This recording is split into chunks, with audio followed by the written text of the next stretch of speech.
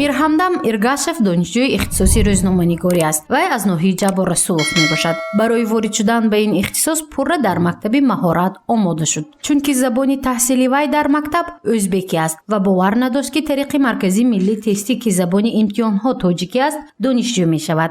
яке аз муваффақияти соҳиби унвони курсии донишҷӯи журналистика гардиданашро вай аз омӯхтани нозукиҳои журналистика дар ин мактаб медонад. خودم ازبک زبان هستم. به همینجا آمدم و از نازوکه های روزنامه‌نگاری باخبر شدم و در خودم شوق پیدا کردم. درباره ژانرهای ژورنالیستیکی با زبان ازبکی آموختم که خبر چیست، رپورتاژ چیست، مقاله را چه خیلی باید نوشتن. من پیش فکر میکردم که روزنامه‌نگار یعنی که در تلویزیون برآمده هم تو راویگی در توی معرکه ها راویگی کردن است، لیکن من بعد فهمیدم که این نازکی ها مشکلی های روزنامه‌نگاری یعنی بسیار بوده است. در اینجا چیزهای آموختگی هم در دانشگاه خیلی کمکی بسیار داد.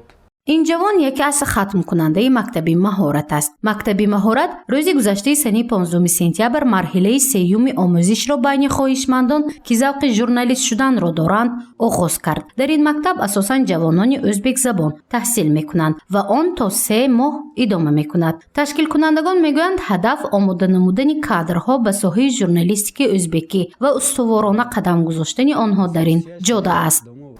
ما سر میکنیم از اساسهای ژورنالیستیک. ژورنالیستیک خودش چی است؟ عموما در تاریخ ژورنالیستیک چگونه بودگی است؟ اولین نشانه‌های ژورنالیستیک در چی است؟ بعد آسته ما میگذاریم ژانرهای ژورنالیستیک، ژورنالیستیک تلویزیون، ژورنالیستیک رادیو و трендҳои замонавии ژورنالیستیک، современный тренд ژورنالیستیک میگم، همون‌های آسته میفهمونیم. ما در یکم درس از بچه‌ها همون جوانان میپرسیم که با کدام ساحه ژورنالیستیک شوق دارن.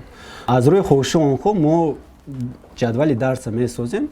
بچه‌ها هستن که با ژورنالیستیک تلویزیونی شوق دارن یا یوتیوب ژورنالیستیک، یکی یوتیوب ویدیو پارتفتن، یکی همون در یوتیوب ویدیوهای خودشو گذاشتن شوقشون است. با اونها همون ساخه یاد میدیم.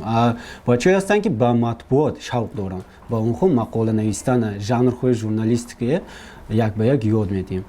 мактаби маҳорат 2 сол инҷониб фаъолияти худро ба роҳ мондааст. таҳсил дар ин ҷо аз 3 то 6 моҳ идома мекунад ва ройгон мебошад. то имрӯз дар 2 марҳила наздик 20 нафар ин мактабро хатм намуда соҳиби сертификат гардиданд. баъди хатми таҳсил 10 нафар донишҷӯи бахши журналистикаи факултаи филологии донишгоҳи давлатии хуҷанд ба номи академик Бобоҷон Ғафуров гардиданд ки ин яке аз муваффақиятҳои мо аст, мегӯяд роҳбари маҳфил Октам Ризоев. اولین گروه های ما 6 ماه خوندن. اونها 6 نفر بودن. 6 نفر داخل شدن و 6 نفر تمام کردن.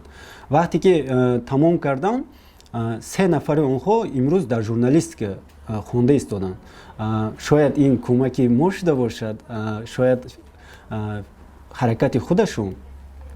بعد این دویم گروه ما 13 کس بودن. از اونها 7 نفر اونها талабаҳое ки аз Ӯзбекистон омода дар мо мехонданд ҳамуно буданд. имрӯз онҳо тамом карда ба Ӯзбекистон рафтанд. чандшон бо телевизионҳо ҳамкорӣ доранд, чандшон бо газетаҳо ҳамкорӣ доранд. фарҳод ҷӯраев, раиси ҷамъияти ӯзбекони вилояти Соғ мегӯяд ки идеяи сохтани мактаб 5 сол пеш ба вуҷуд омада буд, зеро он вақт ва имрӯз низ соҳаи журналистикаи ӯзбекӣ ба кадрҳои баланд ихтисос эҳтиёҷ дошт ва барои омода кардани онҳо ҷамъияти ӯзбекони вилояти Соғ тасмим гирифт ки мактабро ташкил диҳад, то барои баланд бардоштани дониши соҳавии навқаламон кӯмак намояд. сабаби асосии сохтани ин мактаб ин нарасидани кадрҳо барои нашрияҳои ӯзбекзабон буд. чанд сол аз набудани мутахассис дар телевизиони вилояти Суғд ҳатто барномаи ӯзбекӣ амал накард ва ҳатто дар радиои вилоят низ нарасидани кадрҳои ӯзбекзабон ба миён омад.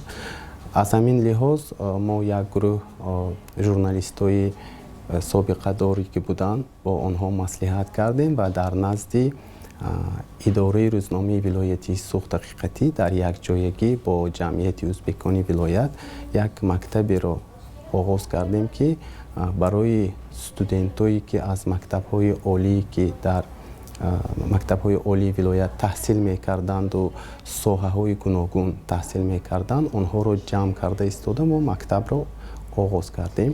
мақсади асосии мактаб ин омода намудани мутахассисони арзанда дар журналистикаи ӯзбекзабон аст ва ин амал баъди дубора хуб гардидани муносибатҳои кишвари ҳамсояи Ӯзбекистон ва Тоҷикистон равнақи бештар пайдо кард. гузориши Мафнӯшкор ва Наимҷон Аюбов барои барномаи иттилоотии Хабар.